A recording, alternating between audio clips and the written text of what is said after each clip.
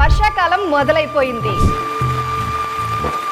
వరి నాట్లు, మిరప నాట్లు రైతులు మొదలు పెట్టేశారు. ఆల్రెడీ కొన్ని పంటల విత్తనాలు, నాట్లు వేసేశారు. సో కురుస్తున్న వర్షాలకు వివిధ పంటల్లో ఏమి జాగ్రత్తలు తీసుకోవాలి?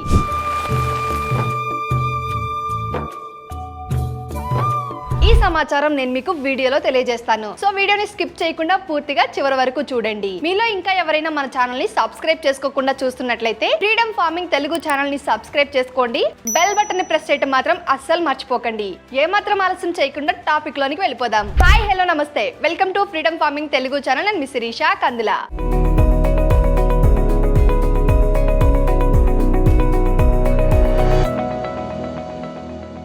మీరు పుట్టగొడుగుల పెంపకం చేయాలి అనుకుంటున్నారా? ఇప్పుడే ఫ్రీడమ్ యాప్ ని డౌన్లోడ్ చేసుకోండి.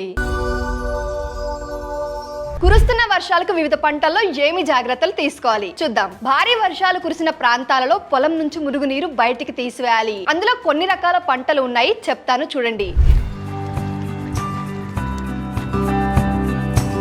మొదటిది వరి పంట. నీరు ఆలస్యంగా వచ్చి దీర్ఘకాలిక వరి రకాల నారు నాటు పెట్టుకోవటం ఆలస్యమైన ప్రాంతాలలో 50 రోజుల వయసు ఉన్న ముదురు నారు నాటవలసి వస్తే ఆకు చివరలను తుంచివేసి కుదురుకు 5 నుంచి 6 మొక్కల చొప్పున నాటు వేయాలి. సాధారణంగా మనం చూస్తూ ఉంటాం 2 లేదా 3 మొక్కలు వేస్తారు ఒక కుదురుకి. ఇప్పటి వరకు నార్లు పోయిన రైతాంగం వర్షాలను సద్వినియోగం చేసుకుని పొలాలను దమ్ము చేసి వరి పంటను నేరుగా విత్తే పద్ధతిలో విత్తుకోవడం వల్ల సమయం, పెట్టుబడి ఆదా చేసుకోవచ్చు. నీరు సమృద్ధిగా ఉన్న ప్రాంతాల్లోని రైతులు స్వల్పకాలిక అంటే 120 నుంచి 125 రోజుల వరి రకాల నారుమళ్లు పోసుకోవడానికి ఇది అనువైన సమయం. ఇంకా ఎవరైనా నారుమడి పోసుకోలేని రైతులు ఉంటే ఈ విధంగా చేయవచ్చు.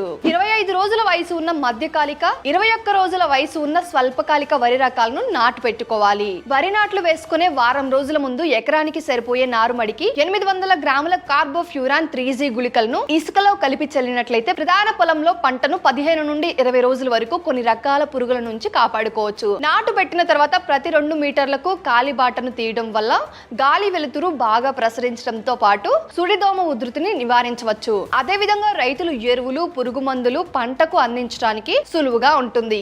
కాబట్టి ఈ విధంగా దారులు చేసుకోవచ్చు. ముందస్తుగా నివారణ చర్యలో భాగంగా ఎకరానికి 10 కిలోల కార్బోఫ్యూరాన్ 3G గుళికలను నాటిన 10 నుంచి 15 రోజుల మధ్య వేసుకోవటం ద్వారా కాండం తొలుచు పురుగు, ఉల్లికోడును నివారించవచ్చు. వరి సాగు చేసే రైతులు వరి గట్లను శుభ్రంగా ఉంచుకోవాలి. లేకపోతే గట్ల మీద ఉండే కలుపు మొక్కల పైన కాండం తొలుచు పురుగు, అగ్గి తెగులు నివసించి వరి పంటను ఆశిస్తుంది. కాబట్టి కలుపు ఎట్టి పరిస్థితుల్లోనూ గట్ల పైన ఉంచకుండా క్లీన్ చేయండి.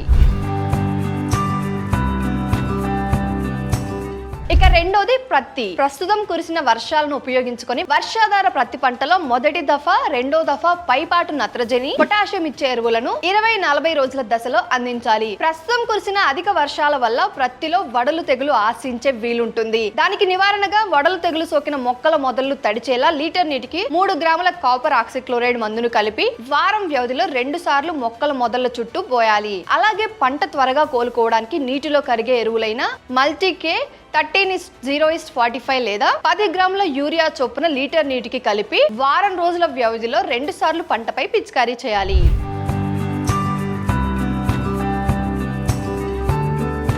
ఇక మూడవది మొక్కజొన్న. అధిక వర్షాల వల్ల పంట పసుపు రంగుకు మారుతుంది. కాబట్టి నీటిని మురుగు కాలువల ద్వారా బయటికి తీసివేయాలి. మొక్కజొన్న పంటను జూలై 31వ తేదీ వరకు స్వల్పకాలిక రకాలను దిగుబడిలో ఎటువంటి తరుగుదల లేకుండా విత్తుకోవచ్చు. సో ఇప్పటికే చాలా మంది రైతులు మొక్కజొన్నను విత్తుకున్నారు. మొక్కజొన్న శాఖీయ దశలో ఎక్కువ నీటిని, ప్రత్యుత్పత్తి దశలో నీటి ఎద్దడిని తట్టుకోలేదు. కాబట్టి పంటను బోధ కాలువల పద్ధతిలో సాగు చేసుకోవాలి. ముందుగా వేసుకున్న వర్షాధార మొక్కజొన్న పంటలో ఆఖరి అంతర కృషి తర్వాత గొడ్డు చాలు వేసుకున్నట్లయితే తేమ సంరక్షించబడి పంటకు ఎక్కువ కాలం తేమ లభిస్తుంది. రెండో దఫా 1/3 వంతు పైపాటు నత్రజని పైరు మోకాలి ఎత్తు దశలో నేలలో తేమ ఉన్నప్పుడు అందించాలి. ఇక నాలుగోది కంది. ప్రస్తుతం కురిసిన అధిక వర్షాల వల్ల కంది పంటలో ఇనుప ధాతు లోపం రావచ్చు. దీని నివారణకు పొలం నుంచి మురుగునీటిని తీసివేసి 2 నుండి 5 గ్రాముల అన్నభేదితో పాటు 1 గ్రాము నిమ్మ ఉప్పు మిశ్రమాన్ని లీటర్ నీటిలో కలిపి 5 రోజుల వ్యవధిలో 2 సార్లు వర్షం తగ్గిన తర్వాత పిచికారీ చేయాలి. ఇక ఇక ఐదవది సోయా చిక్కుడు. ప్రస్తుతం ఉన్న వాతావరణ పరిస్థితులలో పంటలలో వేరుకులు తెగులు రావడానికి ఎక్కువగా అనుకూలంగా ఉంటుంది. సో తెగులును గమనిస్తే నివారణకు 3 గ్రాముల చొప్పున కాపర్ ఆక్సిక్లోరైడ్ మందును లీటర్ నీటికి కలిపి నేల బాగా తడిచేటట్లు మొక్కల మొదల చుట్టూ పోయాలి. దీనికోసం సరైన నివారణ చర్యలు తీసుకొని కలుపును నివారించుకోవాలి. ఇక ఆరవది వేరుశెనగ. ఇప్పుడు కురుస్తున్న అధిక వర్షాల కారణంగా వేరుశెనగ పంటలో ఇనుప ధాతు లోపం రావచ్చు. దీని నివారణకు పొలం నుంచి మురుగునీటిని తీసివేసి 2 నుండి 5 గ్రాముల అన్నబేదితో పాటు 1 గ్రాము నిమ్మ ఉప్పు మిశ్రమాన్ని లీటర్ నీటిలో కలిపి 5 రోజుల వ్యవధితో 2 సార్లు వర్షం తగ్గిన తర్వాత పిచికారీ చేయాలి. ఇకపోతే కూరగాయ పంటలు. అధిక వర్షాల వల్ల కూరగాయ నారుమడుల్లో నారుకుళ్ళు తెగులు రావడానికి అనుకూలంగా ఉంటుంది. దీని నివారణకు లీటర్ నీటికి 3 గ్రాముల చొప్పున కాపర్ ఆక్సిక్లోరైడ్ మందును కలిపి నేల తడిచేలా మొక్కల మొదల చుట్టూ పోయాలి. ముంపుకు గురయ్యే ప్రాంతాల్లో ప్రతి 25 మీటర్లకు ఊట కాలువలు ఏర్పాటు చేసుకుని తోటలో నీరు నిల్వ ఉండకుండా మురుగునీటి కాలువల ద్వారా నీటిని తీసివేయాలి. ఇక పాడి పరిశ్రమ రంగాల్లో అత్యంత ముఖ్యమైనది పశుపోషణ. సో దీని గురించి తెలుసుకుందాం. చూడండి, ప్రస్తుత వాతావరణ పరిస్థితులు కోళ్లలో కుక్కెర తెగులు సోకటానికి అనుకూలం. చాలా మంది పౌల్ట్రీ ఫార్మింగ్స్ చేస్తూ ఉంటారు, వాళ్ళకి తెలిసి ఉంటుంది ఈ కుక్కెర తెగులు ఏంటి, వస్తే ఎంత ప్రమాదకరం, ఎన్ని కోళ్లు చనిపోతాయి, ఎంత నష్టం వస్తుంది అనేది వాళ్ళకి మాత్రమే తెలుస్తుంది. వీటి నివారణకు టీకాలు వేయించాలి. మీరు గొర్రెలు మరియు మేకల పెంపకం చేయాలి అనుకుంటున్నారా? అయితే ఫ్రీడమ్ యాప్ ని డౌన్లోడ్ చేసుకోండి. గొర్రెల్లో చిటుకు, పీపీఆర్ వ్యాధులు, ఆవు గేదెల్లో గొంతు వాపు వ్యాధి సోకటానికి అనుకూలంగా ఉంటుంది ఈ కాలం.